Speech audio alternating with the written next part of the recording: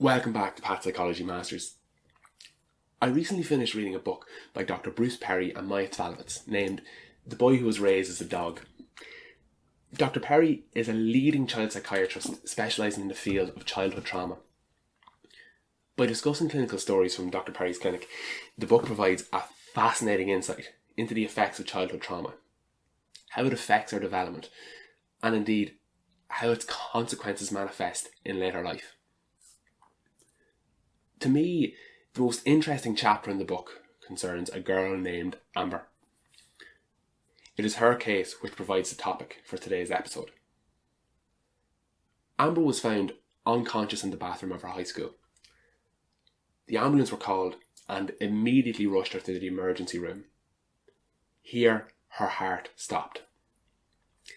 Thankfully, the medical professionals were able to revive her and managed to stabilise her vitals. Amber's case appeared to be another instance of what the clinicians had unfortunately witnessed numerous times before: another teenage overdose.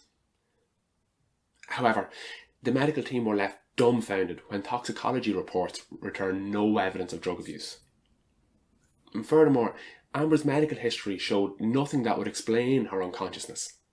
No history of epileptic seizures, for instance. And a CAT scan showed no physical abnormalities or brain injury.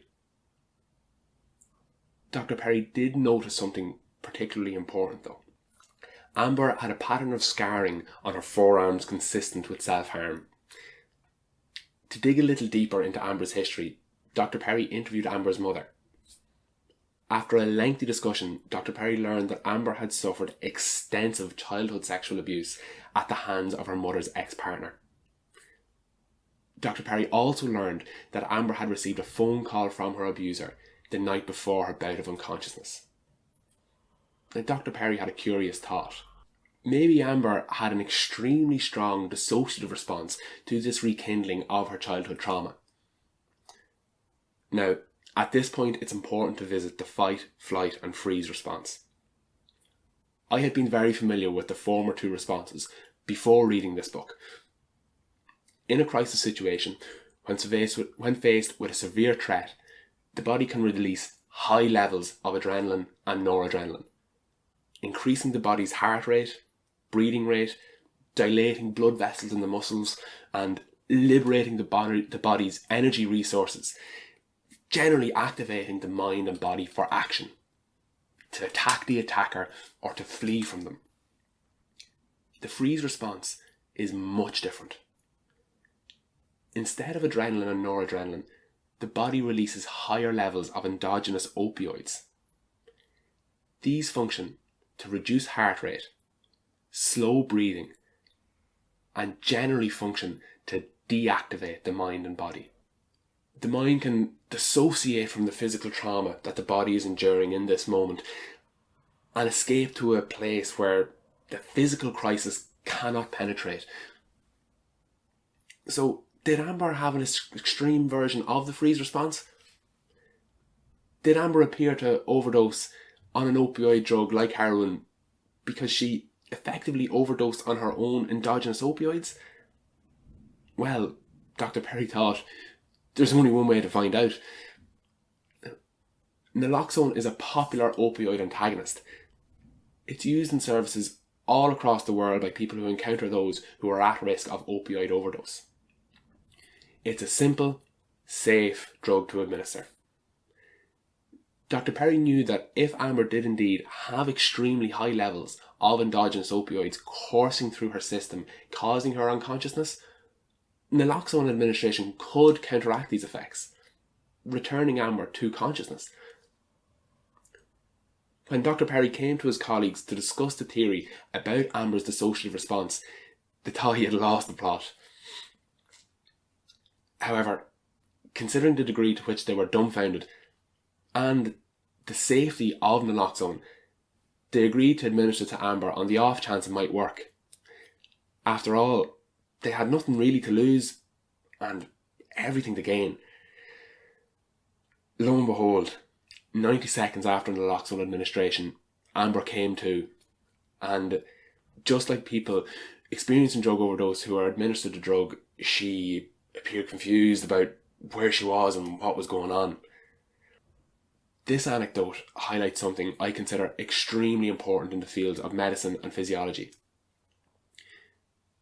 In my academic and professional experience, I have encountered many people who observe a false dichotomy between physiology and psychology. I consider this dichotomy to be completely illusory. To me, it's a false dichotomy. It's not true. Remember the brief description I gave of the fight, flight, and freeze response? This is largely mediated by the brain. In fact, the brain is one of the most important organs required for the body's homeostasis, basically a balance of the body's systems. The brain helps regulate our heart rate, breathing rate, body temperature, and numerous other systems.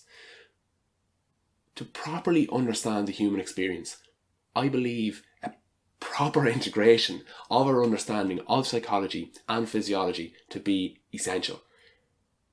These domains of inquiry should not exist in isolation. Now lastly, a commenter on last week's video asked me to explore the experience of shame that some people who have suffered trauma feel. I think Amber's story sheds an interesting perspective on this. In the beginning, Amber suffered sexual assault at the hands of her abuser at unpredictable time points. However, as the abuse continued, Amber noticed that her abuser would typically only abuse her after he had been drinking alcohol. So, to alleviate the extreme stress of unpredictability, Amber would bring drinks to her abuser and behave provocatively to effectively get the abuse over and done with. Amber was 9 years old at the time. This wrinkle of Amber's story sheds light on two important things. The terrible stress of unpredictability when it comes to abuse and trauma, and the potential elements of responsibility and shame a person might feel regarding their experience of trauma. Now, it's essential for clinicians, and indeed the public, to appreciate the powerlessness that many people who are abused feel. Victims will do surprising things in an attempt to regain some of this power and control over their lives. Although Amber's behaviour likely increased the frequency of abuse she suffered, she claimed some power and predictability over her dire situation. It is perhaps even more crucial to interrogate the experience of shame such people may, having suffered such trauma, feel. Amber was a 9-year-old child. Her behaviour displayed incredible and indeed unsettling insight into the mind of her abuser. Her behaviour, however, does not display culpability. Ultimately, Amber was a child being victimised by a criminal adult. We would do well to develop a deeper therapeutic understanding of the experience of shame that people like Amber might feel. We should use this understanding in order to more effectively support the victims of some of the most horrific situations we can imagine a human being enduring. So there you have it. It is, in a sense, possible to overdose without taking any drugs. It's certainly very rare, but in Amber's case, that's effectively what happened when she had an extreme dissociative response, which precipitated the large release of endogenous opioids, causing her unconsciousness. I hope you enjoyed today's episode. Make sure to subscribe and hit the bell icon for future videos. It's totally free and it always will be. Hit thumbs up if you enjoyed the video. Hit thumbs down if you didn't. And I really look forward to seeing you again here next week. Thank you so much for watching.